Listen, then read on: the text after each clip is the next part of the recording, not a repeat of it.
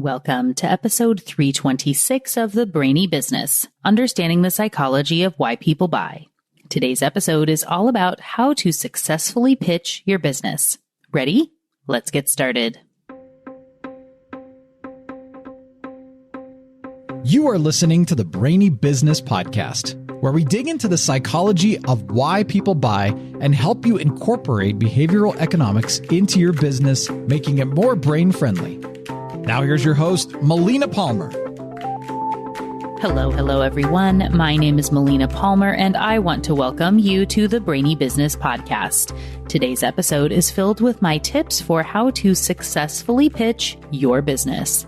This episode originally aired in November of 2021 and was apparently a big hit as it was one of the top 10 most downloaded episodes of the first 5 years of the show, which I broke down in episode 299, and you know it's linked for you in the show notes.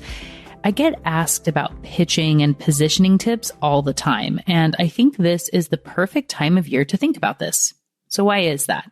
Well, we are coming into the holiday season, and that means a few things. One, there are lots of predictable story angles, even more than other times of the year. Holiday sales, relationships, sports, budgets, goal setting, travel, you name it. As you're going to hear me talk about in the episode, one of the biggest things you want to do when thinking about pitching the media is to be ahead of those stories. By the time you're reading about it, it's way too late. You need to pitch weeks or sometimes months in advance to be included in those stories, which is why this is a great time to start thinking of holiday PR. And whenever you're listening to this, know that there's always something that you can be pitching. There's something coming up that's important to look at. This is also a great time to think about what your pitches might look like for a year-end sale, if you're going to do one, or a promotion that may not have a discount. Also, your clients and customers are likely working on their budgets for next year. So this is a good time to pitch you as someone for them to work with next year. You also may have clients with a budget surplus they need to use before the end of the year. So it's a good time to think about what you might pitch to those people when the time comes. And all across the board, pretty much no matter what, being ahead of the curve is better than being behind. So you always want to be thinking of what's next when it comes to pitching. Keep all that in mind as you listen to the episode today. There are so many options for you whenever you're listening to this. I'm sure you're going to find something that will work for your business. And don't forget, there are links for everything, including past episodes, books, and articles, all waiting for you in the show notes for this episode, which are found within the app you're listening to and at thebrainybusiness.com/326. All right, let's talk about how to successfully pitch your business. First off, let me just say, I know that pitching yourself is the worst. It is uncomfortable. It feels super awkward. I can pitch other people all day long and talk about how awesome they are, but the idea of pitching myself and saying, let me tell you why I'm amazing, is less than appealing. And why is that? Partially because we're not a bunch of narcissists, but there are also lots of brain biases that get in the way and make you not want to send that pitch. You may get some version of imposter syndrome and ask things like, why would anyone listen to me? Or say, I'm not really an expert on this, so-and-so knows more. And your brain may start to throw out a lot of pre-factual thinking. Those are the what ifs that can really hold you back. You might say, what if they laugh at me? What if they say no? What if it goes well and I'm asked to be on TV and then I get tons of clients? I'm busy as it is. I wouldn't be able to handle all that. And I might have to give up more time with the family to accommodate for all that work. I can't ask my significant other to give up that much more time for me. Fear of success and fear of failure are tied very, very closely together, as you might have heard there. And anytime you start to step out onto the periphery of your comfort zone, they can really start to rear their ugly, judgmental heads. This is also a time where the focusing illusion becomes really prominent. All you can see are the reasons you aren't ready to pitch yet, instead of those that would show why it could be valuable. And this can lead to bike shedding, feeling like you can't possibly send that pitch until you read 10 more articles, get one more certification or one more client, or read another book, or spend 5 hours watching influencers on whatever social media channel to try and see what they're doing that you can learn from and copy. Or you may feel like you need to hire a PR agency, but you can't do that until you have enough credibility for them to take you seriously, which you can't get until you get some coverage. So it's a vicious cycle you can't break free from. And because of optimism bias, it may feel like it's all just luck, and eventually your moment will come. Someone will spontaneously notice how great you are, and Oprah will call you up to feature you on a show or in her magazine if you just patiently wait and keep doing what you're doing. I mean, you know, it doesn't work like that for most people, but you are different. So I have some good and bad news for you. The bad news is there isn't a fairy godmother who's going to wave their wand and you'll magically be featured on your dream outlets.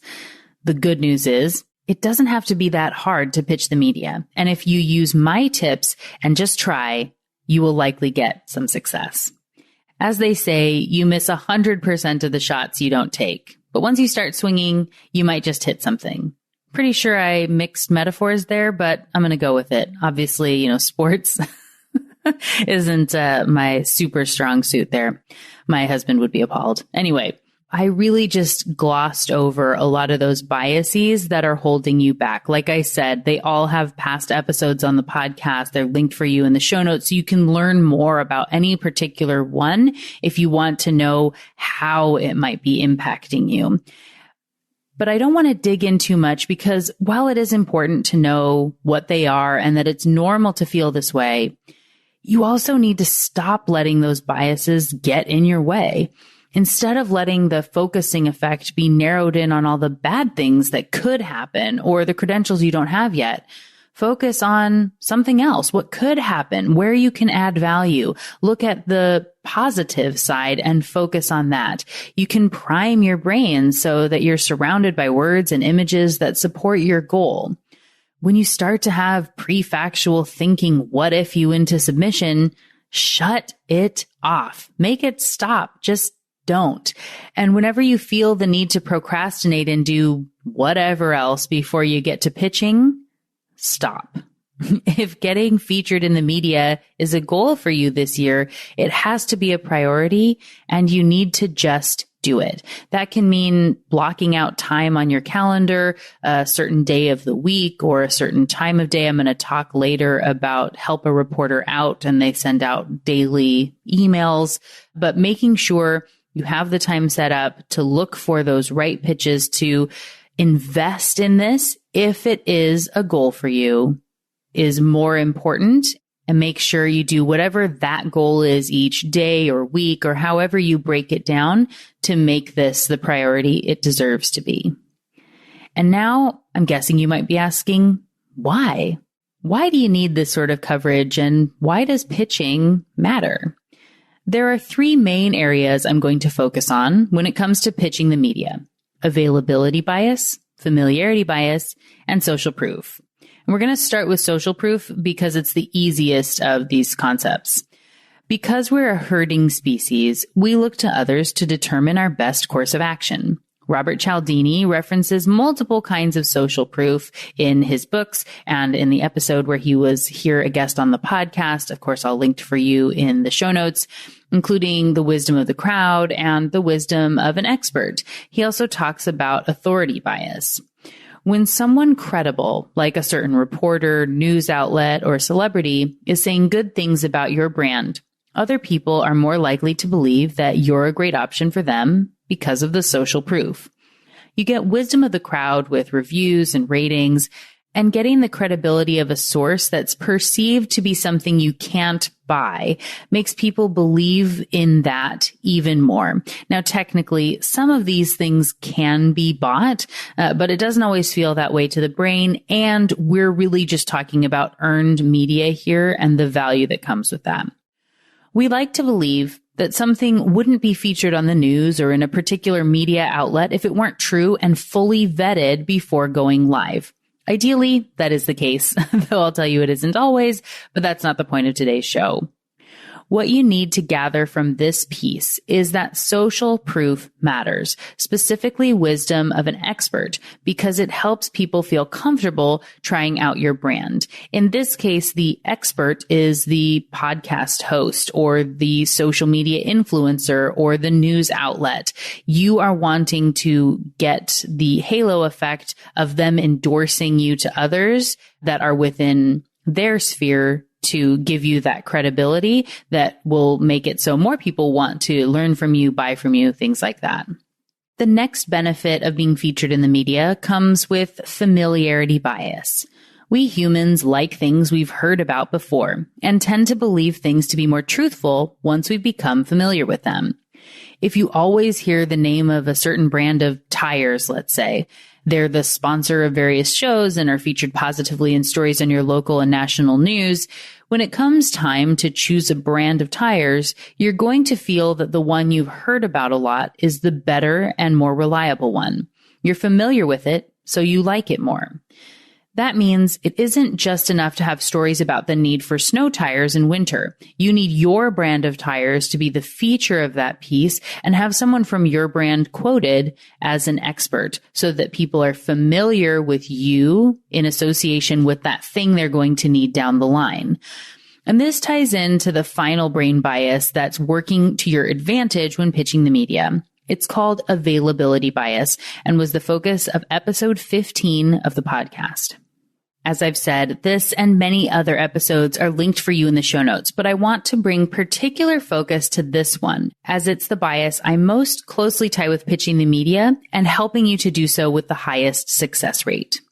While it's quite similar to familiarity bias, they are different and deserve to be discussed separately. To introduce this concept, I have a question for you. When do you think people are most likely to get flood insurance? If you said right after a flood, you would be right. And this is exactly when you don't need it, but you see so much coverage in the news, or maybe saw a friend or family member or a friend of a friend on Facebook or a celebrity who lost their home in a flood, and that makes it feel real and tangible for you. It feels much more likely to happen to you when you're seeing so many stories about floods. So you decide to get flood insurance to protect yourself so you won't end up like whomever you heard about in that story. And once it's been a while and no floods have come, you maybe feel like you are being silly and you're paying for something you don't need. So you remove the flood insurance just before the next flood. Why? When we hear about something a lot, we have a hard time understanding the true risk, probability, or importance of that thing. As with many cognitive biases, there was a test run where you asked people a question and their answers were very strange. In this case, people were asked how many violent crimes they thought took place in Detroit last year. Apologies for anyone from Detroit. I didn't come up with the test. People were then asked how many violent crimes they thought happened in the state of Michigan. And often people thought there were more total violent crimes in Detroit than in the entire state of Michigan. This, of course, makes no sense because Detroit is just one city in Michigan and it can only be a part of all the crimes there.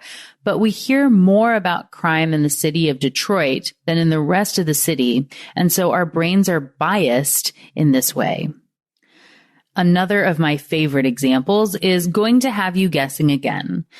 Travel to Norway increased by over 50% in 2014 because of a movie.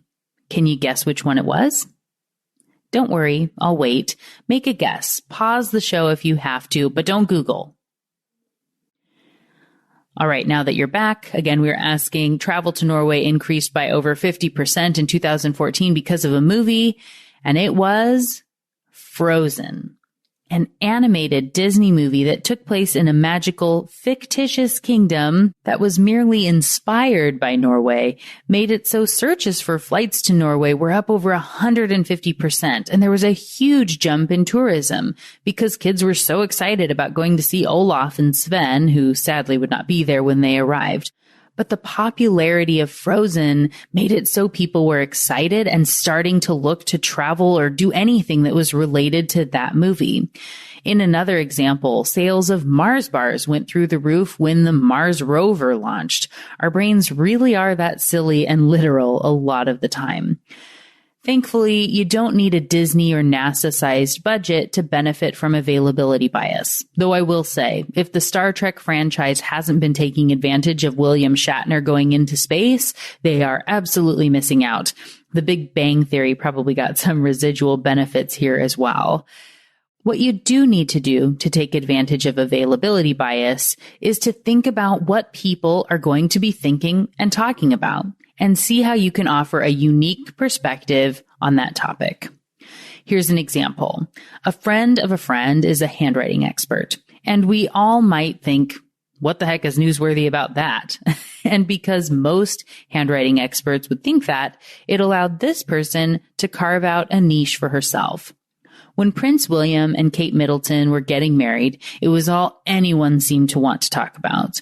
The media and magazines and shows were all full of stories about the couple, and that means reporters were looking for content to help show new angles on the royal wedding. This handwriting expert had put content out into the world about what the signatures of William and Kate said about them as people and their personalities, and the media went crazy. She was featured on the Huffington Post and Dr. Oz and Good Morning America and so many other shows talking about the signatures and showcasing her expertise. And because of familiarity bias, who do you think everyone called when Prince Harry and Meghan Markle were getting married? Or when anyone wants to make a claim about the personality of a celebrity? When you search for handwriting expert, she's likely to come up again and again and again. Now, it's important to note that she isn't necessarily the greatest handwriting expert in the world. I'm sure she's fantastic, but this point really matters. People believe she's the best because she got to the media first. She's constantly quoted and searched for and used over and over again because she found a unique angle to be able to talk about her work in relation to something reporters wanted stories about. And now she's the go-to person whenever this comes up again. And so that is your sweet spot. You want to find your unique perspective on things reporters are looking to create content about, so you can pitch them something that's helpful for them instead of feeling unrelated and annoying. And when you think about that, I know it can feel a little bit stressful, but remember, reporters are people too. When I first started working at the advertising and PR agency just out of college, I was really nervous about pitching reporters. It felt super scary, and I hated the idea of sending a pitch email, or worse, picking up the phone to call the newsroom. A senior member of the team who'd been doing PR for years told me something I'll never forget. She said, "Reporters put on their pants one leg at a time, just like everyone else." Reporters and journalists and podcasters and whomever else are all people doing a job. They're having to come up with a lot of content that helps them to be showcased as an expert with interesting perspectives on a lot of topics. No one person can possibly come up with all of that on their own. And so good media pitches can make a huge difference for them and their success. And you can be their solution. Your task is to look out at what's coming up in the next, let's say, month.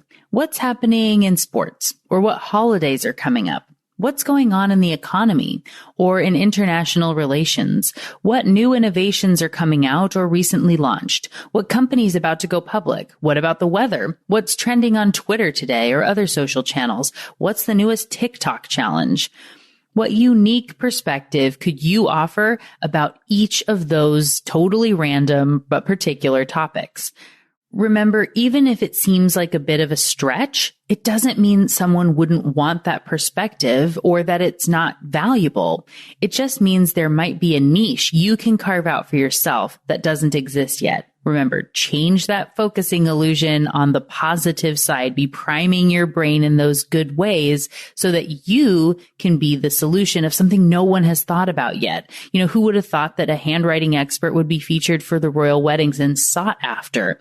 You can't be first and have that comfort that comes from kind of following the herd. You need to be looking for something that's different, that no one else is doing, that you can be providing some value on. So definitely go for those topics that seem like they have absolutely nothing to do with your work. Start with some of those. Make sure to work those in. Make it a little bit more difficult to help find those unique perspectives. To practice this and start getting your brain working, I recommend you go each morning or whenever makes sense in your day and look at the headlines. Pick 3 main topics and think to yourself, what could you do or say? How could you write a blog post or article about your expertise and that topic? As you get more practice, this gets easier, I promise. And you're going to start finding some perspectives that have some legs when you really start testing there. And that is going to give you some background that you have a baseline for when it's time to start pitching those writers. So the next thing I want you to do is to make note of the writers you like and want to pitch. I can't tell you how many generic spam blasting pitches I get here at the Brainy Business. Anyone who would spend more than about 5 minutes can see I have a very specific audience, and that when I choose to have guests, they have a very specific background. Someone could have a massive audience, but if they aren't the right fit for what we do here in behavioral economics, behavioral science, neuroscience, neuromarketing, I'm not going to compromise that just for numbers. It's really, really easy to see when someone has done no research and is sending out blanket pitches. There are a lot of very obvious form letters, emails, LinkedIn pitches, and thankfully, because of the official name of my podcast being so long, it's incredibly easy for me to see when someone didn't do their homework. I get emails all the time that say something like, "Hi, Melina. I've done a lot of research and I can tell that I would be a great fit for the Brainy Business pipe, understanding the psychology of why people buy pipe behavioral economics." No, you didn't. And no, you won't. Delete. I've heard a lot of people say that it's their goal to send out crazy numbers of pitches or praising that they got 100 rejection letters because it feels like you need a bunch of people to say no before the right one will find you and say yes. I'm going to tell you, I think this is total bull. Sure, there are some examples out there of great actors or authors or entrepreneurs who were rejected a bunch before someone took a chance on them. But don't let survivorship bias make you think that is the norm and what has to happen for everyone. It's better to do 10 really great, thoughtful pitches to outlets you know will be a fit for you and where you can add value to that audience and host or author or journalist or whatever, than it is to blanket send out 100 or 1,000 or 10,000 pitches, hoping someone will give you a chance somewhere. This is why I told you to know where you're a fit, so you can start checking out reporters who are in line with your business. Get to know their audience, what they care about, what they're interested in, what angles they haven't covered yet. How can you help them by filling that gap? And this is where we work in some reciprocity. The best pitchers give long before they ask. Make your list of the top 5 or 10 outlets where you want to be featured and find a few writers at each that you know are a fit for your brand. Follow them on social media and read as much of their stuff as you can. I recommend Twitter for connecting with reporters as it's a common platform for them, at least right now. Read their content, yes, but also retweet it, comment on it, send them messages saying how awesome that last article was with thoughtful details. And do not ask for anything. Just be kind and give for a while as you're doing your research. They might just start to check out your profile and see what you're about, or at the very least, remember your name, familiarity bias, with a positive association. They know you're someone who understands them and reads their content. And as you continue to read and share their content, you can learn something about their audience and what they've already talked about. Then, when the moment is right, when you know something they're going to want to feature and talk about, and you have a unique perspective, send the pitch. Say something like, Hey, Sally, I've really loved your coverage of X. Yesterday's article, insert title, was particularly fascinating to me. I really loved when you said why. In case you're looking for a new angle on this topic, my expertise is Z, and I believe your audience would love to hear the perspective about how these two things coincide. For example, 1, 2, 3. If you're interested in more information, let me know, and I would be happy to write up some quotable lines for you. This isn't verbatim, of course, and if you have had some more positive interactions with someone already and gotten to know them, you don't have to be quite as formal in that introduction. You could say, hey, Sally, I love everything that you write and I read as much as possible. I was thinking about how my business could relate or how your audience might be interested in this. This happens to be where I'm an expert. If you were looking for a source, I would be happy to be that for you. In essence, your formula is basically, once they ideally already know who you are and they like to read any posts or emails or things that you are sending to them because they've been conditioned to know that it's nice stuff about their content, you want to show them that you have a topic that will be of interest to their readers and make it as easy as possible to take what you've said and turn it into a story. One quick note here, you want to make sure that you are showcasing this in what is of interest to them and their readers. Don't talk about why it's of value to you, and don't go into a long diatribe about your background and why it may seem off topic, but let me explain. Give them quotable sentences they can grab and repurpose. If they aren't instantly excited or intrigued by what you wrote, why would their audience care?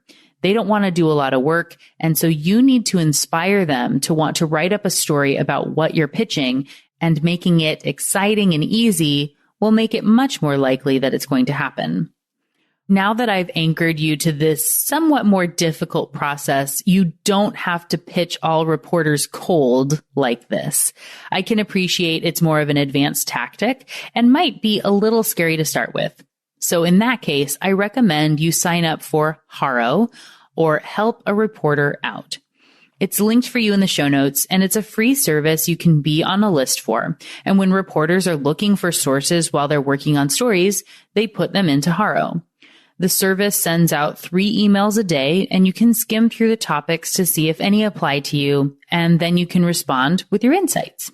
And if you've done your homework, as I assigned a few minutes ago, and have been testing with headlines that seem totally unrelated, it can make it so much more of the content being requested in HARO applies to you. And this is also a place where you can be testing, seeing what people are searching for and saying, what might I say about that? What would I think in this request? You can really get into the mindset of the person that's doing the work to see how they think about the guests and sources that they're looking for as they're shaping articles to help you be better at pitching. Even if you don't send any for a while, reading what's in there can make a real difference. And as I said, you can find things that seem unrelated. For myself, I was featured as an expert by WW, formerly Weight Watchers in Canada, in an article about whether or not FOMO is real. They weren't asking for a behavioral economist to weigh in, but I knew I had content that would help bring credibility to their article and round it out. So I sent them some information, and it ended up being a fit. I want you to know you won't always hear back, and actually most of the time you don't, and there will be a lot of pitches that don't land, but when they do, it's very exciting. If you don't already have a Google alert set up for your name, business name, and industry, you definitely should do that. Because even when you do an interview with a reporter, it doesn't mean they're going to tell you when the article comes out. They're creating a huge amount of content, and really it's not their job to make sure that you know when something comes out. It tends to just get lost in the shuffle, not a priority for them. So when you pitch, keep these things in mind. Number 1, keep it short and sweet. They want quotable snips to be able to pull from. And if one doesn't match what they want, they can quickly jump to the next bullet. 2, be sure you like how you wrote it and would feel good if that was how they quoted you. I've had reporters from HARO essentially copy and paste what I pitched and put it straight into the article without talking to me about it for clarification first, and not just once. This is sort of the way it works. So take your time writing it out and be sure it's something you would feel good about being quoted as saying exactly as it is. But Don't wait or take too long. Reporters work on quick turnarounds and deadlines. If you aren't able to respond immediately, they likely had someone else fill the need before you got there. Try to respond within an hour of the Haro email coming out, or at least by the end of the day. Yes, this can be time consuming, which is why you need to make sure it's a main goal for your business and worth the effort before you even go down this path. And my last tip, when you're responding to Haro requests or when you're using a form to pitch to be a columnist or whatever else, follow any directions they put into their request. Be really specific and make sure you read clearly and do exactly what they want. Some of the reporters are really vague in their asks, but others have very, very specific instructions. Do exactly what they ask when you respond to ensure your effort won't be immediately deleted for lack of attention. And really, that's all there is to it. Like I said, it's easy once you can kind of get out of your own way. So let's quickly summarize all these tips for pitching before wrapping up the episode. And do remember, while I've said media a lot throughout the episode, these tips are for pitching anything, not just traditional news media. If you want to be featured on a podcast or to pitch a new client that you would love to work with or to be a contributing writer somewhere, I even use some of these same tactics when pitching to write my column for Inc. magazine, even though it was using their stock form. These tips can be used in pitching all sorts of things. So when it comes to pitching, you need to first decide it's a main goal for your business right now and worth the time. If not, don't do it at all. It takes work and dedication just like anything, so make sure it's worth it for you at this point in time. Then, make your list of the top outlets you want to be featured in and a few reporters who align with your style and you would like to have feature you. Comment and share their content without asking for anything in return. Practice looking at headlines and trending topics or upcoming events or requests in Haro and think about what your unique perspective might be on them. Remember, you need to pitch a few weeks before that holiday or event when the reporters are doing their research, not when it's happening. And then you just got to get out of your own biased way, take a deep breath, and start pitching. So, what got your brain buzzing as you learned about how to pitch your business today? For me, because I know the idea of pitching can be a bit scary, I hope that this helped pitching to feel like an achievable task for you in your business, regardless of your role or industry. You have a story, many of them, in fact, and there are countless angles where people would want to feature you. Finding those dream publications where you want to be featured, or clients you would love to add to your roster, or if you're inside a business, looking for ways to pitch yourself for that promotion or to lead a project. There are so many opportunities, and businesses are full of pitching. Constantly. All the pitching. You don't need to wait for people to call you. You can make your own opportunities. It takes some time and dedication, but it doesn't have to take up all that much time. Commit to something. Make it small. If you were to do one pitch a week, what might that look like? How much time would it take you? Or perhaps a really big pitch every month? Where are you going to pitch yourself? What is your dream publication to be featured in? Come share it with me on social media. I would love to hear about it. You can find me as The Brainy Biz pretty much everywhere, and as Melina Palmer on LinkedIn. And the power of posting about it, for one, other people that are reading may be connected to wherever you are saying you want to be connected. And so there's a lot of power in that social proof and social media. And, it's just a good opportunity to see how you can help others and really build those long relationships that are so valuable when it comes to business. Again, find me as The Brainy Biz pretty much everywhere, and Melina Palmer on LinkedIn. And if you want some help creating a pitching strategy or optimizing a pitch that you have, I would love to work with you. We have options for even just a 1-hour call to help take that pitch to the next level. Go to thebrainybusiness.com and click on Work with Us to learn more and snag a session. I can't wait to work with you.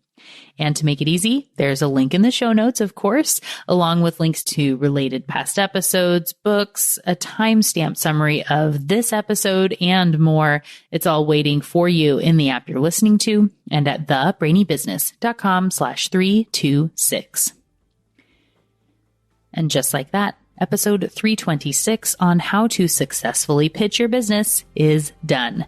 Join me Friday for a brand new episode with Matt Abrahams to discuss his new book, Think Faster, Talk Smarter. It's going to be a lot of fun. You don't want to miss it. Until then, thanks again for listening and learning with me. And remember to be thoughtful.